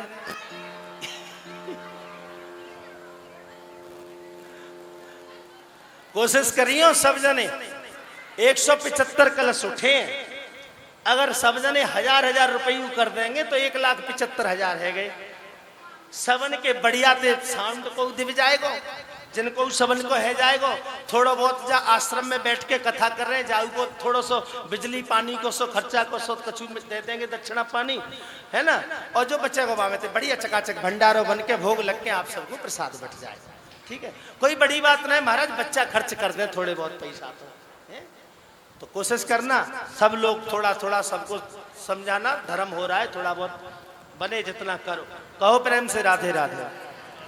जय श्री कृष्ण, जय श्री हर हर महादेव, हर हर ओम नमः शिवाय, ओम नमः जय माता दी। महाराज देवक के भाई है उग्रसेन। उग्रसेन की जो पत्नी है वो एक दिन रजस्वला थी और वो एक बगीचे में भ्रमण करने गई। दुर्मिल राक्षस की छाया पड़ने से उसके जो गर्भगत बालक था वो राक्षस हो गया। और जब वो बच्चा पैदा हुआ तो ब्राह्मणों ने उसकी कुंडली बनाई। ब्राह्मण बोले महाराज ये बच्चा आपके लिए ठीक नहीं है, ये बच्चा ठीक नहीं है, क्योंकि नवम भाव में सूर्य के साथ राहु बैठा हुआ है और इस बच्चे का मंगल जो है वो बड़ा तीव्र है, नीच का मंगल है, अष्टम में बैठा है। इसलिए ये पिता के लिए बड़ा घातक सिद्ध होगा। आप इस बच्चे का त्याग कर दो। बच्चे को जमुना में कांस में लपेट के बहा दिया। बहते बहते बटेश्वर पहुंचा, महाराज सूरसेन के हाथ में आ गया। सूरसेन महाराज ने कांस में लिपटे बच्चे को देखा तो इसका नाम कंस रख दिया। बच्चा बड़ा हुआ तो महाराज सूरसेन ने कहा कि भाई देख हम तेरे पिता नहीं है, हमने तो तू यमुना में से पाया था, अब तू जा अपना पिता ढूंढ ले। बच्चा बड़ा होकर तपस्या किया भगवान ब्रह्मा की। ब्रह्मा जी ने उसको बढ़िया धनुष दिया शिव ने और कहा कि इस धनुष को भगवान के सिवा कोई तोड़ेगा नहीं और जो धनुष को तोड़ देगा वो तुझे जिंदा छोड़ेगा नहीं। धनुष लेकर के अपनी मथुरा आया। ब्राह्मणों के यज्ञ बंद करा दिए। इसने अत्याचार करना शुरू कर दिया। लोग इसका अपमान करने लगे, इससे डरने लगे। इसने पूछा ऐसा क्या करूं जिससे लोग मेरी इज्जत करें? बोले कुछ अच्छा काम करो। अच्छा काम करने वालों की दुनिया इज्जत करती है। क्या अच्छा काम करें? सो एक बहन कुंवारी थी जिसका नाम था देवकी, उसका विवाह वसुदेव से कर दिया। विदा करने गया, खुद रथ चला के ले जा रहा है, रोता हुआ जा रहा है, हाय मेरी बहन तेरे बिना मैं रह नहीं पाऊंगा। झूठ मूठ के आंसू बहा रहा है भला बनने के लिए। देवताओं को सहन नहीं हुआ। देवताओं ने आकाशवाणी कर दी, पथिम प्रग्रहिणम कंसम आभास्य शरीरवा अस्वस्थाष्टमो गर्भो हंतायाम बहसे बुध। अरे कंस, तू जिस देवकी को इतना प्रसन्न होकर के विदा करने जा रहा है, इसी देवकी का 8वां बालक तेरा काल होगा। अब कंस ने जो भलाई का चोला ओढ़ रखा था ना, वो तुरंत उतर गया, अपने असली रूप में आ गया, क्रूरता में। और द्रौपदी देवकी के केस पकड़ के रथ से नीचे खींच लिया और देवकी को मारने ही वाला था। वसुदेव ने बचाया, कहा देख मेरी पत्नी है ये, इसकी रक्षा करना मेरा धर्म है, इसलिए अपने जीते जी इसे मैं मरने नहीं दूंगा। हाँ इतना जरूर है, तुझे इसके पुत्रों से कष्ट है, इसके जितने भी बेटे होंगे मैं तुझे समर्पित कर दूंगा। कंस मान गया। वसुदेव देवकी को जेल में बंद कर दिया। एक एक करके 6 बच्चे हुए, 6 मार दिए। 7वें नंबर पर दाऊ भैया गर्भ में आए। भगवान ने अपनी माया के द्वारा दाऊ का आकर्षण करा के, संकर्षण करा के और रोहिणी के गर्भ में स्थापित करवा दिया। और कंस को पता चला कि देवकी का 7वां गर्भ तो नष्ट हो गया। वो नष्ट नहीं हुआ था, वो गर्भ का आकर्षण करके रोहिणी के गर्भ में पहुंच गया। 8वें नंबर पर आए हमारे कन्हैया जी गर्भ में। और जब गर्भ में कृष्ण आए तो देवकी मैया का तेज बढ़ गया, चेहरे का गर्भ प्रकाशित हो गया। देवता आकाश मार्ग में आकर के स्तुति करने लगे भगवान की, गर्भ स्तुति।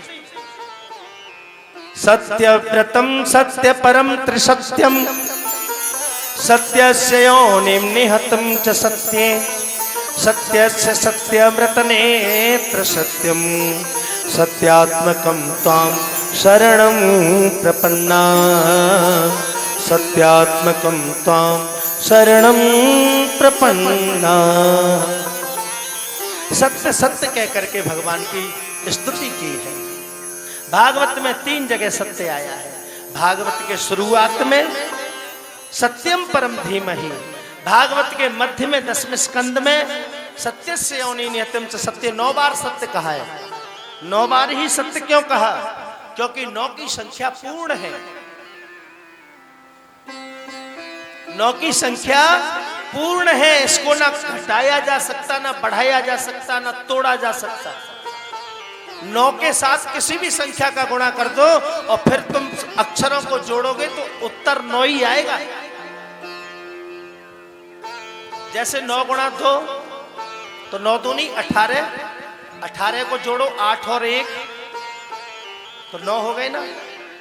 9 तिया 27, 7 और 2 9, 9 चौके 36, 6 और 3 9 चौके 36, 9 पंजे 45, 5 4 9। 9 से तुम किसी भी संख्या का गुणा कर दो और फिर आए हुए अक्षरों को जोड़ोगे तो 9 ही उत्तर आएगा। ऐसा सिर्फ 9 के ही साथ होता है। क्यों? क्योंकि 9 जो है वो पूर्ण है। इसलिए मानो देवता 9 बार सत्य सत्य कह करके भगवान से कह रहे हैं कि कोई कमजोर अवतार मत लेना, पूर्ण अवतार लेना। एते चांस कला पुंसः कृष्णस्तु भगवान स्वयं। न राम के लिए कहा, न किसी और अवतार के लिए कहा, सिर्फ कृष्ण के लिए कहा। कृष्णस्तु भगवान स्वयं। इंद्रारि व्याकुलम लोके मृडयन्ति युगे युगे। युग युग में वह पर ब्रह्म अपना पूर्ण 16 कलाओं से अवतार लेता है। वह पूर्ण 16 कलाओं का अवतार कृष्ण ही पूर्ण ब्रह्म है। इसीलिए महाभारत के मैदान में भगवान ने छाती ठोक करके कहा कृष्ण ने अर्जुन से, अर्जुन सर्वधर्मान परित्यज्य मामेकं शरणं व्रज अहम त्वां सर्व पापेभ्यो मोक्षयिष्यामि मा शुचि। तू मेरी शरण में आ, मैं तेरे सारे पापों से तुझे मुक्त करके मोक्ष प्रदान करा दूंगा। और राम ने नहीं कहा ऐसा, भगवान ने पूर्ण अवतार लिया, चतुर्भुज रूप लेकर के प्रकट हुए। देवकी से कहा मैया जल्दी से मुझे गोकुल पहुंचाओ। पहले 7 बालक देवकी मैया को हुए, एक तो नष्ट ही हो गया, किसी को दूध नहीं पिला पाई। आज भगवान कृष्ण ने जैसे ही अपना छोटा रूप बनाया, जेल में देवकी के स्तनों से दूध की धार बहने लग गई। देवकी के स्तन इतने भारी भारी हो गए हैं, ऐसे लगता है मानो फट ना जाए दूध के बेग से। भगवान कृष्ण को आज मैया ने दूध पिलाया। देवकी मैया ने कैसे पिलाया? गोद में लेके नहीं पिलाया, क्योंकि स्तन बहुत भारी है। अगर गोद में ले लेगी तो स्तन के बोझ से लाला को चोट ना लग जाए। तो देवकी मैया ने कन्हैया को गैया बन करके दूध पिलाया है, गाय बन के। जैसे गाय 4 पैर पे खड़ी रहती है, ऐसे देवकी हाथ पैर पे ऐसे करके झुक गई है और लाला को नीचे लिटा लिया है और स्तन मुंह में दे दिया है और भगवान ने दूध पिया है देवकी का थोड़ा सा। अब मैया देवकी ने जब इस तरह दूध पिलाया टेढ़े होकर के, बस यही गड़बड़ हो गई। क्योंकि बच्चे की आदतें खराब कौन करता है? माँ। जब खुद ही बोल गई है पहले ही थे, अब मोई दोस्त मंदी हो। अब मैया देवकी ने टेढ़ी है के दूध पिला दियो, पहलो दूध कन्हैया सो दारी को पूरे जन्म टेढ़ो ही टेढ़ो चलो, फिर वो सीधो ना है चलो। आज तुम का मंदिर में देख लो जाके, टेढ़ो ही खड़ो मिलेगो तुम्हें। हैं? कमर टेढ़ी, पैर टेढ़े, हाथ टेढ़े, गर्दन टेढ़ी। जब बांसुरी या बजावे दारी की, वो बांसुरी टेढ़ी है जाके। तू टेढ़ो तेरी टेढ़ी रे नगरिया है। मैया तेरी टेढ़ी, बाबा तेरो टेढ़ो है। भैया तेरो टेढ़ो, बाबा तेरो टेढ़ो, टेढ़ी रे तेरी ये सुधा टुकरिया। तू टेढ़ो तेरी टेढ़ी रे नगरिया। अलग तेरी टेढ़ी, पलक तेरी टेढ़ी, टेढ़ी रे तेरे मुख की मुरलिया। तू टेढ़ो तेरी टेढ़ी रे नजरिया। बड़े टेढ़े हैं। देखो री यह नंद का लाला, बरछी मारे जाता है। बरछी सी तिरछी चितवन से नैनन नजर चलाता है। हमको घायल कर बेदर्दी आप खड़ा मुस्काता है। ललित किशोरी जख्म जिगर पर नौनपुरी भुरकाता है।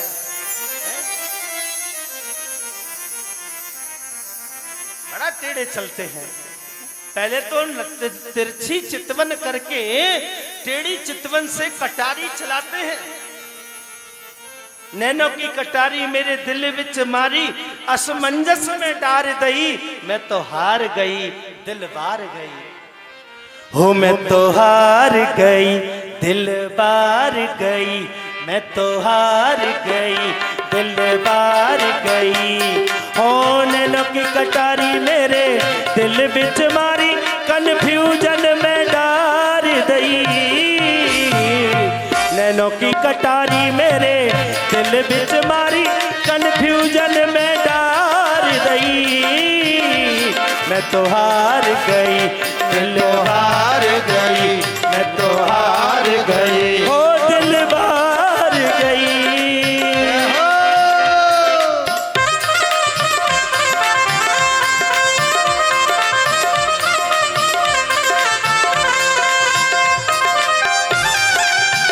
प्यार है।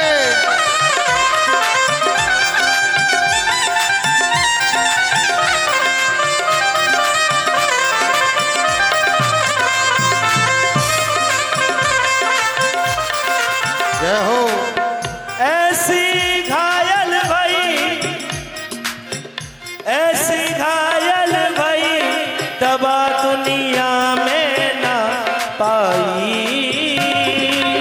वैद्य सवरिया मिले तो दिल का दर्द मिटे भाई। ओ बैल सवरिया मिले तो दिल का दर्द मिटे भाई। घायल की गद घायल जाने, या जाने कोई रोगी। मेरा दिल तो ये कहता है जीत प्रीत की होगी।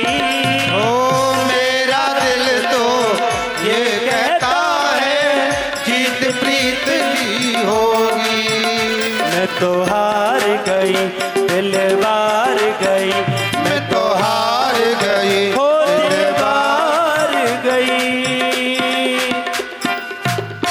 बोल बांके बिहारी लाल की जय।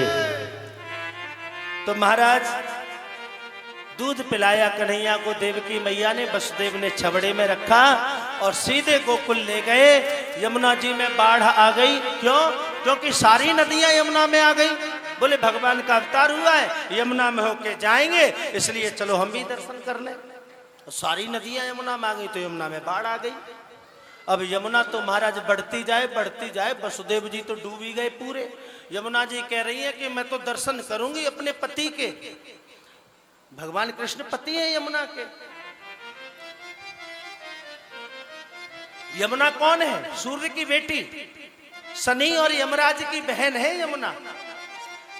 अगर आप दीपावली के दिन, जिस दिन अमावस्या होती है कार्तिक मास में, दीपावली वाली अमावस्या को आप अपने भाई के साथ में अगर यमुना में नहा लेती हो हाथ पकड़ के, तो फिर आपको यमराज के दर्शन नहीं करने पड़ते।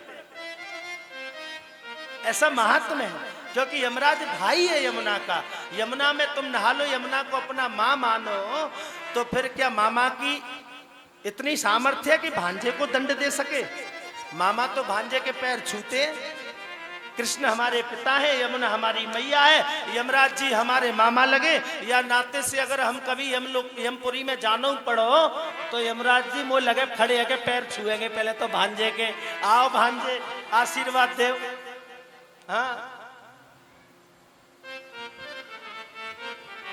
शनि भी कुछ नहीं करता है उस व्यक्ति का बिगाड़ पार। कहते हैं शनि की 7.5 चल रही है, यमुना जी में जाओ, बढ़िया दीप दान करके आओ, और जितने भी शनि की 7.5 हैं सब छूट जाएंगी अपने आप। क्योंकि यमुना जी को भैया है शनि, हमारे कन्हैया को सारो लगे। और सारे की इतनी हिम्मत के अपने जीजा के भैयंते और बिन्ने परेशानी दे सके, कष्ट दे सके। ये शनि, ये राहु, ये केतु उन्हीं लोगों पे चढ़ते हैं जो भगवान के नहीं बन पाते। अगर ठाकुर जी के हो गए तो शनि राहु केतु ये भी तुम्हारी सेवा में लग जाएंगे। हाँ, इनका फिर कोई कुछ नहीं बिगाड़ता। यमुना जी तो भगवान का मुख देखना चाहती है। अब भगवान का मुख कब दिखेगा? जब वसुदेव जी पूरे डूब जाएंगे, क्योंकि सिर पे रखे हैं ठाकुर जी। अब वसुदेव जी की दाढ़ी तो डूब गई यमुना में। भगवान को आया गुस्सा, सो पैर लटका दिया नीचे छबड़े में से, और पैर लटका के यमुना से स्पर्श कर दिया। लोग कहते कि यमुना पैर छू के उतर गई। जो मुख देखने आई है वो पैर छू के क्यों उतरेगी? वो तो मुंह देख के ही जाएगी। भगवान के पैर छुए नहीं यमुना ने, भगवान ने ही एक पैर मारा यमुना को, एक लात मारी छोटी सी। अरे तुझे इतनी भी तमीज नहीं है? ससुर की दाढ़ी पकड़ रही है अभी से, चल नीचे। क्यों? वसुदेव जी की दाढ़ी डूब गई ना यमुना में। भगवान बोले अरे तूने तो अभी से ससुर की दाढ़ी पकड़ ली, नीचे उतर। यमुना नीचे उतर गई, पार पहुंचे। वसुदेव जी कब अदला बदली करके आ गए पता नहीं चला महाराज। आकर के कन्या को जैसे ही जेल में लेके आए, हथकड़ियां पिन गई, बेड़ियां भी पिन गई, ताले भी लग गए। कन्या क्या है? माया। और वो बालक जिसे छोड़ के आए वो कौन थे? भगवान। जब हम भगवान को पकड़ते हैं तो संसार के बंधन छूट जाते हैं, और जब हम माया को पकड़ के ले आते हैं तो संसार के बंधनों में बंध जाते हैं। बंध गए वसुदेव जी। कन्या रोने लगी जोर जोर से। कंस को सूचना मिली, आया, कन्या को मारना चाहा, कन्या तो आकाश में चली गई। रे दुष्ट, तू मुझे क्या मारेगा? किम मया हतया मंदः जाता खलतवान कृतः यत्र क्वा पूर्वा शत्रुमा हिंसी कृपणान वृथा। वृथा व्यर्थ में ही तुझे मारना चाहता है। तुझे मारने वाला तो ब्रज में पैदा हो गया, तू अपनी खैर मना। कंस बोला बुआ जी ये भी बता जाओ कहां पैदा हुआ है? कन्या बोली अब ये तो तू खुद ढूंढ ले। ऐसा कह करके वो कन्या विंध्य पर्वत पर चली गई वो देवी, और विंध्यवासिनी के नाम से प्रसिद्ध हो गई। विंध्यवासिनी मैया जो है विंध्याचल पर्वत पर रहती हैं, वो हमारे कन्हैया की सगी बहन है। कहो प्रेम से राधे। अब जब मथुरा की बात तो छोड़ो, मथुरा में अब चलो चलते हैं गोकुल वृंदावन की ओर। अब जाके नंदोत्सव को बधाई को आनंद लेंगे हम सब, और सबन ने नाचनो पड़ेगो। हाँ, अगर नहीं नाची तो सोच लियो फिर।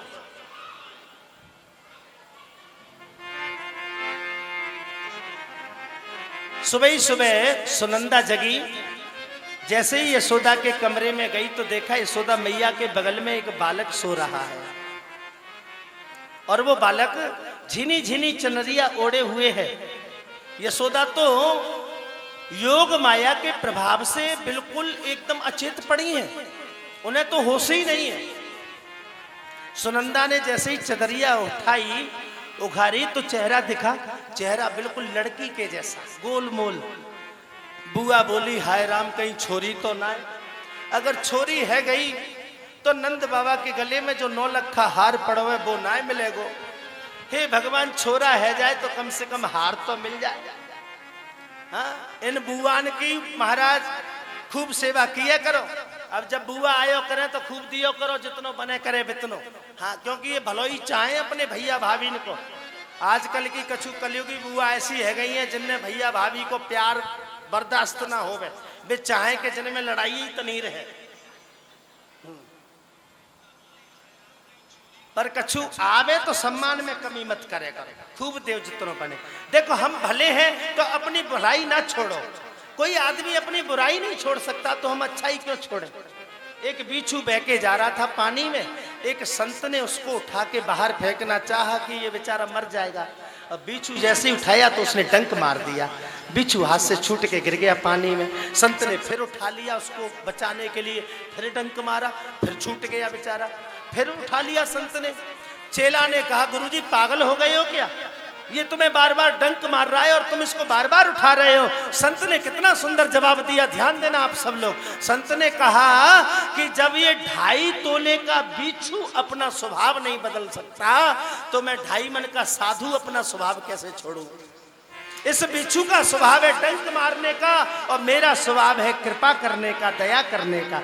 वो अपने स्वभाव से काम कर रहा है, मैं अपने से कर रहा हूं। इसलिए तुम्हारा कोई रिश्तेदार, परिवार, कोई ऐसा व्यक्ति है जो तुम्हें कष्ट देता है तो ये सोच लो इसका स्वभाव ऐसा है। महाराज सुंदर बालक के चेहरा उठाया, बुआ बोली कहीं छोरी ना होए, भगवान छोरा हो। और जब पूरी चदरिया उठाई तो लाला की नुन्नी दिख गई।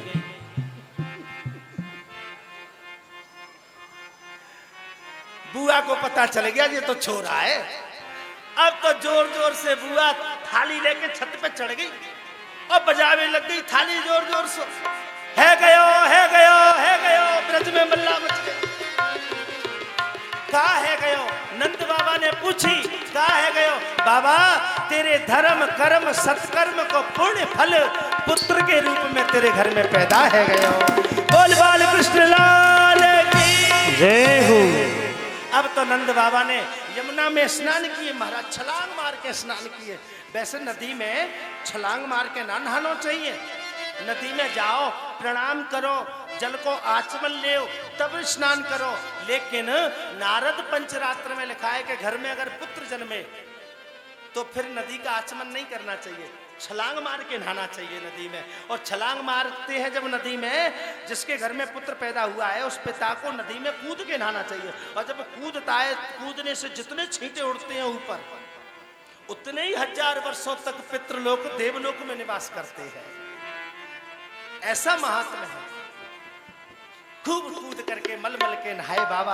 आकर के दाढ़ी में इत्र लगायो, मूछन में इत्र लगायो, सुंदर पगड़ी बांधी, सुंदर धोती पहनी, अंगरखा ओढ़ के। और बाबा जैसे ही नंद भवन में लाला को देखे हुए प्रवेश किए, एक ग्वाल बाल ने माखन की मटकी लेके बाबा के सिर पे फोड़ दी। दही माखन में हल्दी मिला के और बाबा के मूड पे फोड़ रही मटकी। बाबा ने कही, दारी की हो ये कहा करो तुमने, मैं तो इतना श्रृंगार करके आयो, तुमने सब बिगाड़ दियो। ब्रजवासी बोले, बाबा जब लाला हो तो दही हल्दी ते नहायो जाए, शुभ होवे, चलो अब तुम दर्शन करो। एक ब्रजवासी ने बाबा की फेंट पकड़ ली, एक ने जालंते फेंट पकड़ ली। एक ब्रजवासी इते खींचे तो बाबा इते घूम जाए, और बितवारो खींचे तो बिते घूम जाए। और ब्रजवासी बाबा गोल गोल घुमा रहे हैं। बाबा बोले, जिका कर रहे हो? बोले, बाबा तो पे नाचवो ना आवे, हम सिखा रहे हैं। अब तो ब्रज में सब जोर जोर से नाच रहे हैं। एक बूढ़ी सी मैया आई, मुंह में दांत नहीं, पेट में आंत नहीं, पतली पतली, बाकू पतो पूछती डोले, का भयो, का भयो। एक ब्रजवासी ने ई माखन को लौंदा लेके बाके मुंह में दयो, और दांत तो हते नहीं, सो बिना चबाई पेट में चलो गयो। अब मैया ने होटन पे जीभ फेरी और जीभ फेर के बोली, जो कछु भयो बड़ो मीठो भयो। अपने घर गई, अपने धागे में पड़ी चाबी सो तालो खोलो अलमारी को, अपने विवाह के जमाने को जोड़ा निकालो, मैया ने जोड़ा पहनो, श्रृंगार करो, पर दिख तो ना मैया सो उल्टो सीधो है गयो। जो चीज होठन पे लगानी वो आंखन में लगा ली, जो आंखन में लगानी वो होठन पे लगा ली। उल्टो सीधो श्रृंगार करके मैया पहुंची और गाती भई जा रही है। क्या गा रही है?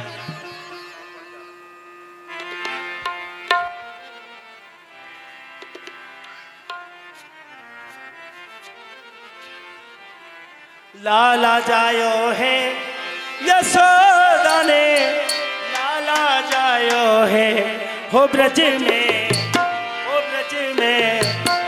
ऐसो लाला जायो जो पैदा होते ही खड़ो है गयो। क्यों रे दाऊ भैया है? हरी लाला जायो है ब्रज में, लाला जायो है हो ब्रज में, ओ ब्रज में, हो ब्रज में है रही जय जयकार। नंद घर लाला जायो है, वो ब्रज में है रही जय जयकार। नंद घर लाला जायो है। लाला जायो है यशोदा ने, लाला जायो है, लाला जायो है यशोदा ने, लाला जायो है वो ब्रज में है रही जय जयकार। नंद घर लाला जायो है। वो ब्रज में है रही जय जयकार। नंद घर लाला जायो है।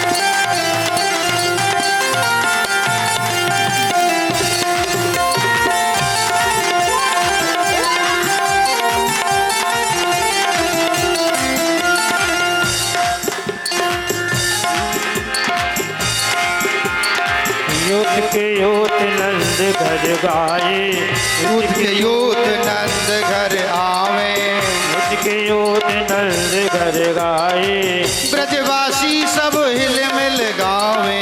ब्रजवासी सब हिल मिल गावे। यूथ के यूथ नंद घर गाए, यूथ के यूथ नंद घर आवे।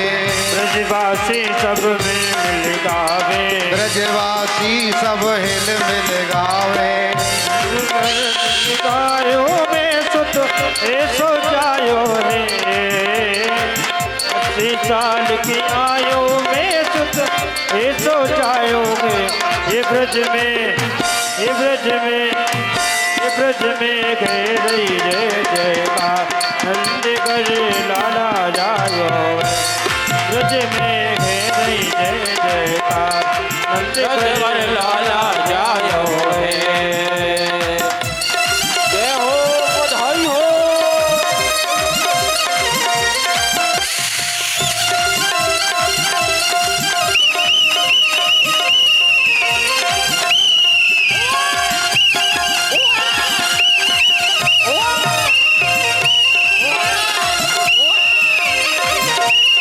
जय हो।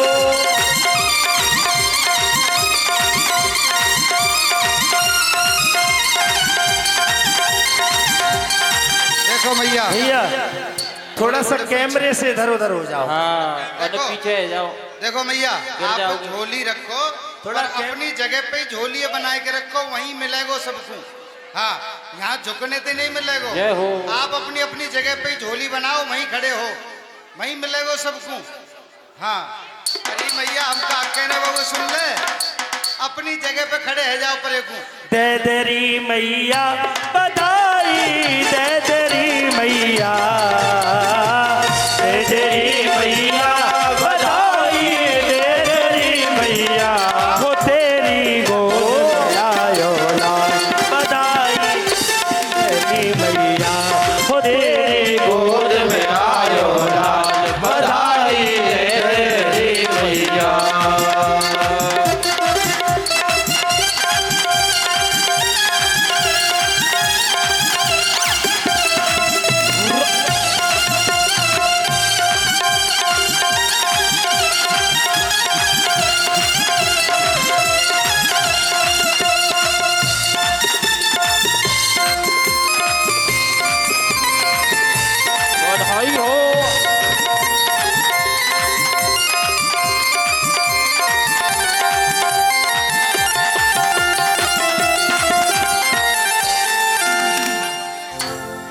लोग यहाँ से दूर रहें।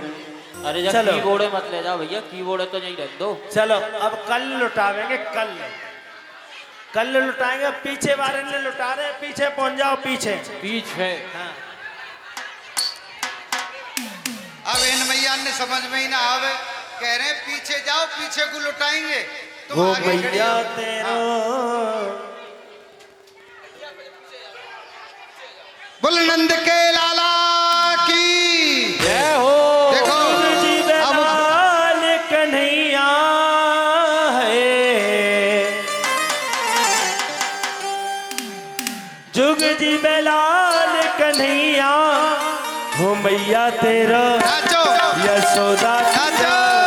हो रानी तेरा, जुग जी बेलाल कन्हैया, हो मैया तेरो जुग जी बेलाल कन्हैया, हो मैया तेरो जुग जी बेलाल कन्हैया, हो भैया तेरो जुग जी बेलाल कन्हैया, हो जुग जी बेलाल कन्हैया है, जुग जी बेलाल कन्हैया, हो मैया तेरो यशोदा तेरो, हो मैया तेरो जुग जी बेलाल कन्हैया, हो मैया तेरो जुग जी बेलाल कन्हैया।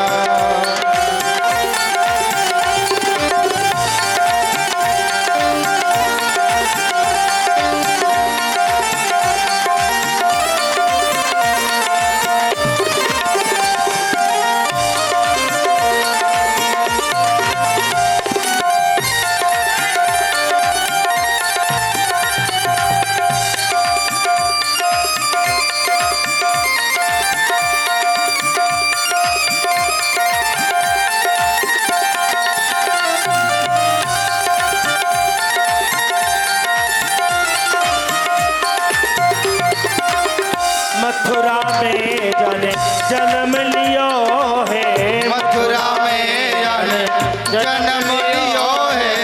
मथुरा में जाने जन्म लियो है, मथुरा में जाने जन्म लियो है, गोकुल बजत बधैया है, गोकुल बजत बधैया, हो मैया तेरा यशोदा तेरा, हो मैया तेरा जुग जी बेलाल कन्हैया, ओ मैया तेरो जुगी बेलाल कन्हैया। ओ मैया तेरो जुग जी बेलाल, ओ मैया तेरो जुग जुगी जी बेलाल कन्हैया।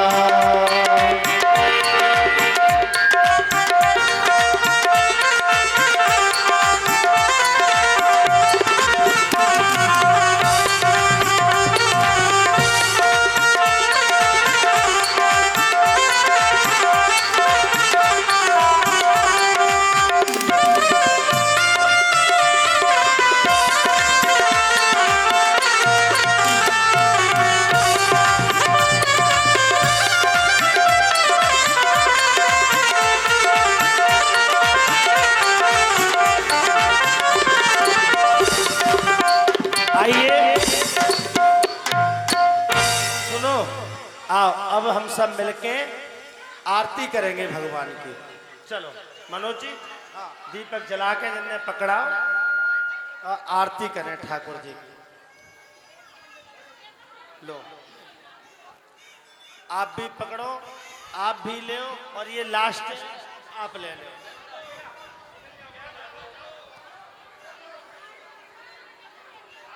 अब कुछ नहीं बचा, सब लुट गया।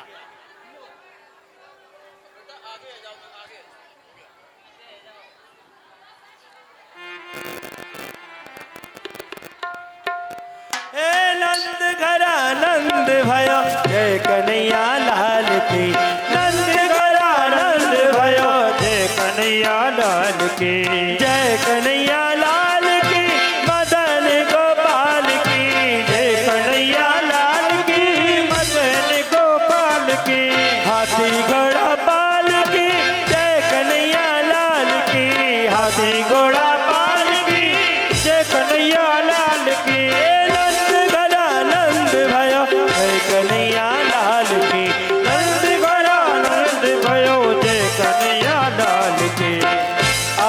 बाल कृष्ण की जय, आरती बाल कृष्ण